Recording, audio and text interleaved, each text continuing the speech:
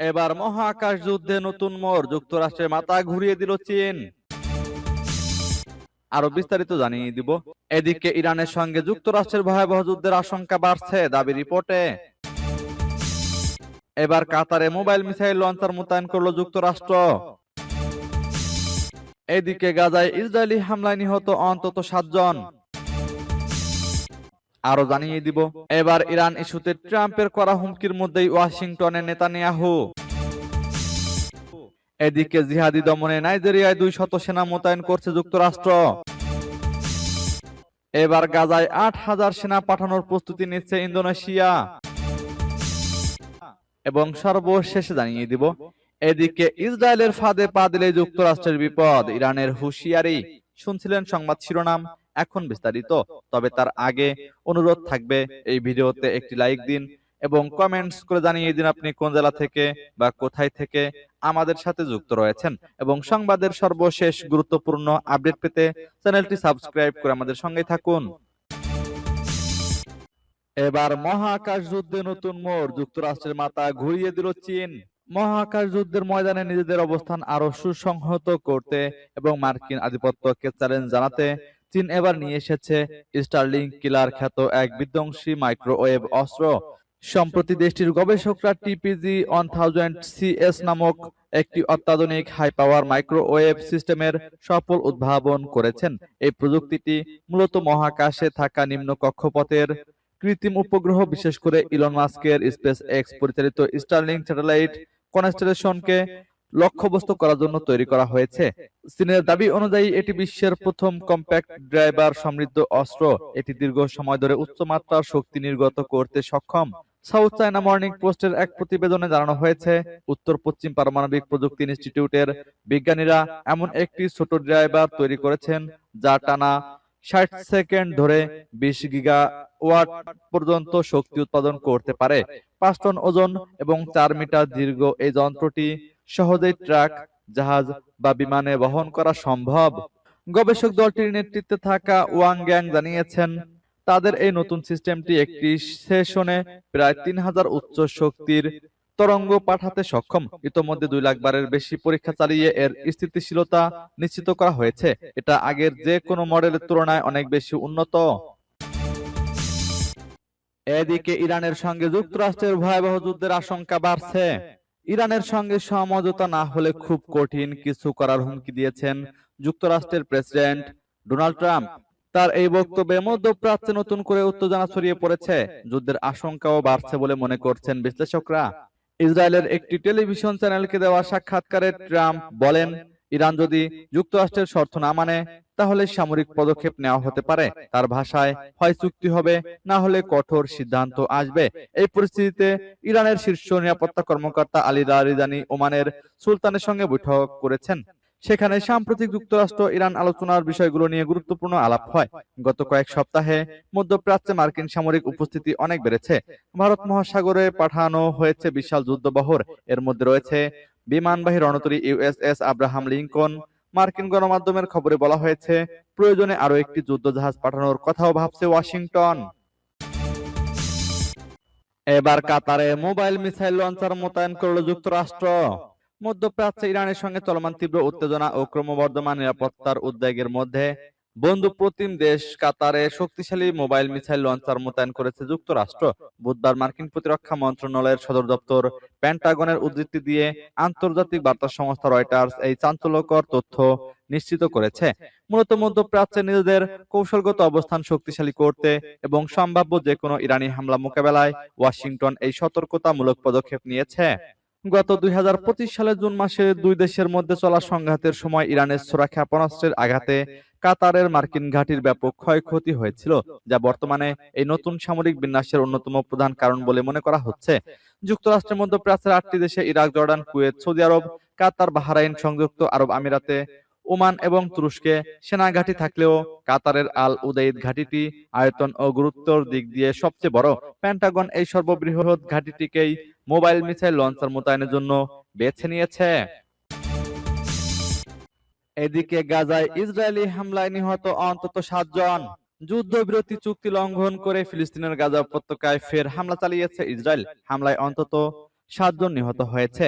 এদিকে ইসরায়েলি বাহিনীর তল্লাশি অভিযান, ধরপাকড় ও হামলা অব্যাহত রয়েছে ফিলিস্তিনের অধিকৃত পশ্চিম তীরে। মার্কিন প্রেসিডেন্ট ডোনাল্ড ট্রাম্পের 20 দফা শান্তি পরিকল্পনার আওতায় চলমান দ্বিতীয় ধাপের যুদ্ধবিরতি এবং বোর্ড অফ পিস গঠনের পরও ইসরায়েলি বাহিনীর হত্যা ও ধ্বংসযজ্ঞের হাত থেকে রেহাই পাচ্ছে না গাজাবাসী। প্রায় প্রতিদিনই চালানো হচ্ছে হামলা। আল জাজিরার প্রতিবেদনে বলা হয়েছে, মঙ্গলবার গাজা উপত্যকার একাধিক স্থানে হামলা চালিয়েছে ইসরায়েলি বাহিনী। হামলায় মধ্য গাজায় অন্তত 3 জন ফিলিস্তিনি নিহত হয়েছেন। এর আগে গাজা সিটির পশ্চিমাঞ্চলে একটি আবাসিক ভবনে ইসরায়েলি বিমান হামলায় কমপক্ষে 4 জন ফিলিস্তিনি নিহত হন। স্থানীয় সূত্র জানায়, হামলাগুলোতে বেসামরিক মানুষের মধ্যে হতাহতের সংখ্যা বাড়ছে এবং ক্ষতিগ্রস্ত এলাকায় উদ্ধার তৎপরতা চালানো হচ্ছে। চলমান সংঘাতে গাজায় মানবিক পরিস্থিতি আরো সংকটাপন্ন হয়ে উঠেছে। এবার ইরান ইস্যুতে ট্রাম্পের করা হুমকির মধ্যেই ওয়াশিংটনে নেতানিয়াহু। ডোনাল্ড ট্রাম্প দ্বিতীয়বারের মতো যুক্তরাষ্ট্রের মসনদে বসার পর ষষ্ঠবারের মতো ওয়াশিংটন সফরে গেলেন ইসরায়েলের প্রধানমন্ত্রী বেনিয়ামিন নেতানিয়াহু। স্থানীয় সময় মঙ্গলবার সন্ধ্যা 6টায় মেরিল্যান্ডের জয়েন্ট বেস অ্যান্ড্রুজে অবতরণ করেন ইসরায়েলের প্রধানমন্ত্রী। ইসরায়েলের সংবাদ মাধ্যমগুলো জানিয়েছে, নেতানিয়াহুর এবারে যুক্তরাষ্ট্র সফরের মূল এজেন্ডাই হলো ইরান যুক্তরাষ্ট্রের পারমাণবিক আলোচনা। স্থানীয় সময় বুধবার প্রেসিডেন্ট ট্রাম্পের সঙ্গে নেতানিয়াহুর বৈঠক হওয়ার কথা রয়েছে। ওয়াশিংটনের উদ্দেশ্যে রওনা দেওয়ার আগে বিমানবন্দরে সাংবাদিকদের নেতানিয়াহু বলেন, আলোচনার নীতিমালা নিয়ে মার্কিন প্রেসিডেন্টের কাছে ইসরায়েলের অবস্থান ব্যাখ্যা করা হবে। তিনি বলেন, এই নীতিমালার মধ্য দিয়ে ইরানকে সম্পূর্ণ নিরস্ত্রীকরণ এবং আঞ্চলিক প্রভাব হ্রাসে বাধ্য করা হবে। নেতানিয়াহু দাবি করেন, তার এই পরিকল্পনা শুধু ইসরায়েল নয়, বরং সবার জন্য শান্তি ও নিরাপত্তা নিশ্চিত করবে। নেতানিয়াহুর এ সফরের আগে যুক্তরাষ্ট্রকে সতর্ক করেছেন ইরানের সর্বোচ্চ জাতীয় নিরাপত্তা পরিষদের সচিব আলী লারিজানি। তিনি বলেন, ইসরায়েলের প্রধানমন্ত্রী চাপের কাছে যেন নতি স্বীকার না করে যুক্তরাষ্ট্রকে বুদ্ধিমানের মতো কাজ করার আহ্বান জানান তিনি। লারিজানি বলেন, যুক্তরাষ্ট্রের কর্মকর্তাদের ইসরায়েলি নেতার ধ্বংসাত্মক ভূমিকা সম্পর্কে সতর্ক থাকতে হবে। এদিকে জিহাদি দমনে নাইজেরিয়ায় 200 সেনা মোতায়েন করেছে যুক্তরাষ্ট্র। জিহাদি গোষ্ঠীগুলোর বিরুদ্ধে লড়াইয়ে নাইজেরিয়ার সামরিক বাহিনীকে প্রশিক্ষণ দিতে যুক্তরাষ্ট্র 200 সেনা মোতায়েন করবে। মঙ্গলবার ইউএস আফ্রিকা কমান্ডের একজন কর্মকর্তা এই তথ্য নিশ্চিত করেছেন। খবর ওয়াল স্ট্রিট জার্নালের। প্রতিবেদনে বলা হয়েছে, দেশটিতে আগে মোতায়েন থাকা ছোট একটি দলের সঙ্গে সমন্বয় করে এই সেনারা কাজ করবে। বর্তমান দলটি বিমান হামলার লক্ষ্য নির্ধারণে সহায়তা করছে। আগামী কয়েক সপ্তাহের মধ্যে পৌঁছানোর কথা থাকা বড় এই দলটি প্রশিক্ষণ ও কারিগরি দিক নির্দেশনা দেবে। এর মধ্যে বিমান হামলা ও স্থল অভিযানের সম্বন্ধিত পরিচালনায় নাইজেরিয়ান বাহিনীকে সহায়তা করা অন্তর্ভুক্ত থাকবে বলে মার্কিন দৈনিক জানায়। বার্তা সংস্থা এএফপির এক প্রশ্নের জবাবে ইউএস আফ্রিকা কমান্ডের এক মুখপাত্র বলেন, প্রতিবেদনটি সঠিক। নিরাপত্তা পরিস্থিতি নিয়ে নাইজেরিয়া যুক্তরাষ্ট্রের কূটনৈতিক চাপের মুখে রয়েছে। মার্কিন প্রেসিডেন্ট ডোনাল্ড ট্রাম্প দেশটিতে খ্রিস্টানদের বিরুদ্ধে নির্যাতন ও গণহত্যা চলছে বলে মন্তব্য করেছেন।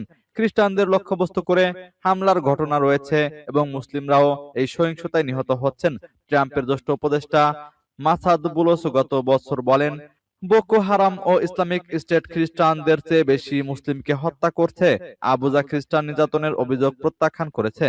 স্বাধীন বিশ্লেষকরাও এই অভিযোগ নাকচ করে বলেছেন, জিহাদি গোষ্ঠী ও সশস্ত্র দস্যুদের সহিংসতা দমনে রাষ্ট্রের ব্যর্থতাই মূল সমস্যা। এদিকে গাজায় 8,000 সেনা পাঠানোর প্রস্তুতি নিচ্ছে ইন্দোনেশিয়া। গাজায় 8,000 সেনা মোতায়েনের প্রস্তুতি নিচ্ছে ইন্দোনেশিয়া। গত বছরের শেষ দিকে যুক্তরাষ্ট্রের মধ্যস্থতায় হওয়া যুদ্ধবিরতি চুক্তির দ্বিতীয় ধাপের অংশ হিসেবে দেশটি এই পদক্ষেপ নিচ্ছে। এর মধ্য দিয়ে ইন্দোনেশিয়ায় এই প্রথম দেশ হিসেবে গাজায় সেনা পাঠানোর প্রক্রিয়া শুরু করলো। ইন্দোনেশিয়ার সেনাপ্রধান জেনারেল মারুলি সিমানজুনতাক জানিয়েছেন, সেনাদের প্রশিক্ষণ ইতিমধ্যে শুরু হয়েছে। গাজায় তারা মূলত চিকিৎসা ও প্রকৌশলগত কাজ পরিচালনা করবেন। গত মাসে ঘোষিত যুক্তরাষ্ট্রের প্রেসিডেন্ট ডোনাল্ড ট্রাম্পের শান্তি পরিষদে যোগ দিয়েছেন ইন্দোনেশিয়া। এই পরিষদকে ইন্টারন্যাশনাল স্টাবিলাইজেশন ফোর্স নামে একটি আন্তর্জাতিক বাহিনী গঠনের অনুমোদন দিয়েছে জাতিসংঘের নিরাপত্তা পরিষদ। বাহিনীটি গাজার সীমান্ত নিরাপত্তা এবং হামাসের নিরস্ত্রীকরণ সহ অঞ্চলটির অসামরিকীকরণের কাজ করবে। 19 ফেব্রুয়ারি ওয়াশিংটনে শান্তি পরিষদের প্রথম বৈঠক অনুষ্ঠিত হওয়ার কথা রয়েছে। এই পর্যন্ত গাজার নতুন টেকনোক্র্যাট সরকার এবং যুদ্ধ পরবর্তী পুনর্গঠন কার্যক্রম তদারকি করবে। এদিকে ইসরায়েলের ফাঁদে পা দিলে যুক্তরাষ্ট্রের বিপদ, ইরানের হুঁশিয়ারি। ইসরায়েলের প্রভাবে মার্কিন পররাষ্ট্র নীতির রূপ বদল না করতে ওয়াশিংটনকে কড়া সতর্কবার্তা দিয়েছে ইরান। মঙ্গলবার সকালে তেহরানে আয়োজিত এক সংবাদ সম্মেলনে ইরানের পররাষ্ট্র মন্ত্রণালয়ের মুখপাত্র ইসমাইল ভাগাই এই হুঁশিয়ারি দেন। সাম্প্রতিক প্রেক্ষাপট এবং ইরান যুক্তরাষ্ট্র সম্পর্কে টানাপোড়েন নিয়ে কথা বলতে গিয়ে তিনি বলেন, মার্কিন যুক্তরাষ্ট্রের উচিত কোনো বহির্শক্তির চাপ ছাড়াই স্বাধীনভাবে সিদ্ধান্ত গ্রহণ করা, বিশেষ করে ইসরায়েল যেভাবে মধ্যপ্রাচ্যের স্থিতিশীলতা নষ্ট করছে এবং মার্কিন স্বার্থকে উপেক্ষা করে চলেছে সে বিষয়ে ওয়াশিংটনকে সতর্ক থাকার পরামর্শ দেন তিনি।